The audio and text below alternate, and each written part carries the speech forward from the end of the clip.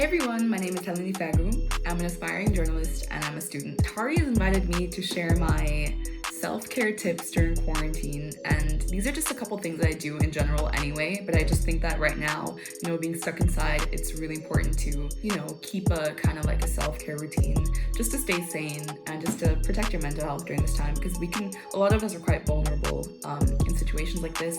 So it's nice to take care of your mental health as well.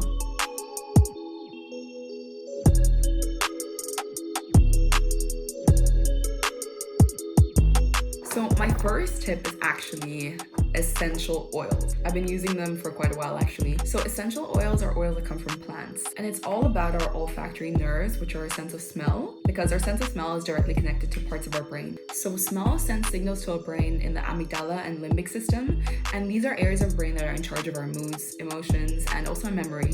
So there's actually a huge range of essential oils available, and you should try all of them, I would say, but my favorite ones are citrine, then I have chamomile, and I have eucalyptus. And citrine is a really lemony smell, and I love it because it's an instant mood booster actually. Citrine and just a lemony smell in general triggers our serotonin and dopamine levels in the brains, which are neurotransmitters that are in charge of, happiness and triggering good emotions.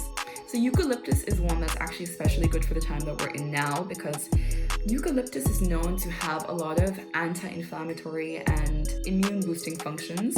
So obviously now with, this COVID situation going around, keeping healthy is something that could also be helped by eucalyptus. And then my third favorite one is chamomile, and this one is perfect for the evening when you're just trying to wind down.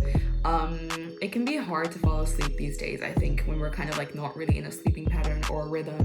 And this one just kind of helps you relax. It relaxes your nerves. It can calm anxiety, and it's been known to kind of relieve depression as well. And it can also fight seasonal allergy symptoms. So if you're just trying to calm down a bit during this time, I would really, really recommend chamomile essential oil. So my next tip is actually figuring out your natural body clock.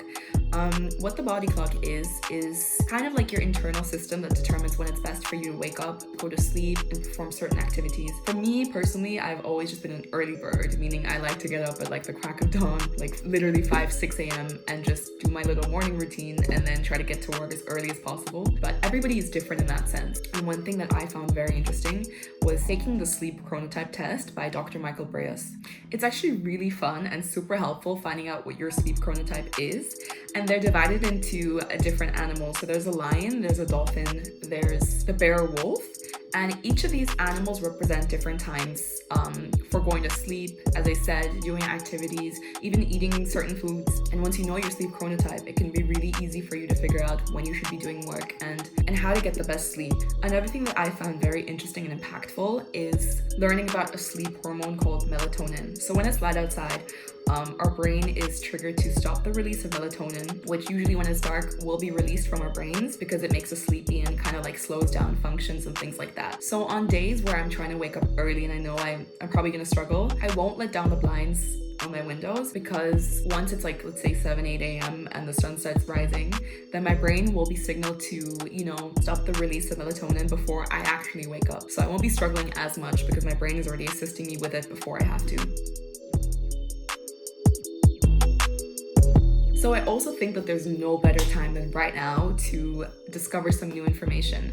So with all this time in our hands, I think it could be super, super fun to kind of like stumble and fall into a rabbit hole. And I know I've been doing that on YouTube, which isn't always the most productive, but recently I've been very obsessed with learning about the subconscious mind and just self-actualization and self-help books. Like this one is actually one of my favorites. It's called The 7 Habits of Highly Effective People. And I think it's just worth, browsing online libraries or maybe checking out Apple Books.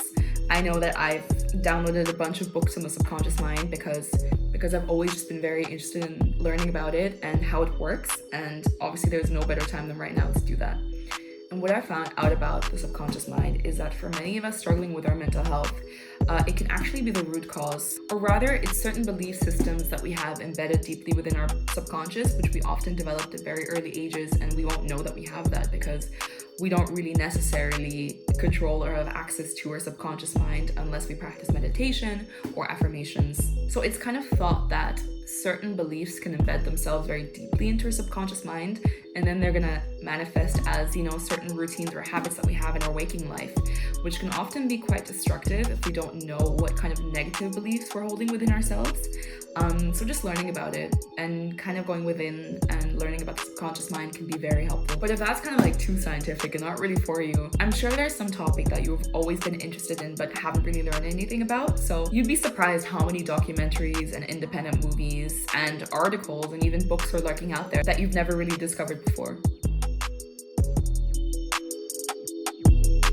So this one is something that we've heard so many times before, and especially now it can be so hard to find the motivation, but that's kind of making a fitness routine for yourself. Exercise is a known mood booster, and it's thought that it can be just as effective as some antidepressants. It'll increase your energy levels, boost your immune system, exercise the limits of stress on your brain, and it will also increase the release of serotonin, and it releases endorphins. So there's just so many mental health advantages to keeping fit. For me, just keeping an active lifestyle right now and developing a fitness routine is also something that really helps me stay productive because it will kind of break up my day. I mean, if I'm working on something all day and I know that in the morning I'll do a workout or in the afternoon or the evening, I know that even if I can't leave physically, my mind is kind of like, I want to say going elsewhere because I know that I'm doing a workout and I'll be thinking about that, or kind of just like not thinking about anything, just listening to music for a bit, and then I'll come back to my work. And then usually when I do that, I find myself 10 times more productive. So this last one is perhaps the only way I'm getting through this long period of uncertainty, is setting some goals and hitting them. So the positive impact of setting goals that you can accomplish is a dopamine boost that you get in the end. So that's why it feels so good to, have a to-do list and check it off every time you finish a task, because your brain sees finishing a task as a reward, and that's the dopamine boost. So I think at this time, it's worth sitting down with yourself and just thinking, what do I want to come out of quarantine with? Whether it's a stronger relationship with some of your friends or your family because you've called them more often, or discovering some new information, learning a skill like cooking something new, or learning a language or an instrument even. By the end of it, you'll be so happy that you invested your time into something that made you feel better about yourself and made you feel more confident. But this one actually has a caveat, because sometimes setting goals can kind of go against us in our mental health. If the aims of your goal are unspecific and you kind of hold an inner belief that you might not even know about, that you can't achieve this because you haven't set a specific time frame and you don't really have an idea of how you're going to reach that goal, it can work against us in the sense that we start to feel unhappy because we feel unaccomplished. Make sure your goals are specific and challenging enough, but not too much. You have a rewarding end scenario in mind, and you have a way of tracking your progress. But it's so important not to doubt yourself or put any unnecessary stress on yourself with these goals. I mean, that's just unnecessary anxiety, and that's exactly what we're trying to escape right now. Because every single day is literally Groundhog Day in quarantine, you could just try again. If one day doesn't work out, just, do it again tomorrow. It doesn't even matter. So those were all of my tips. I hope that you enjoy them. I hope that they help you, and you can perhaps take away a few of them, if not all of them. Thanks for watching.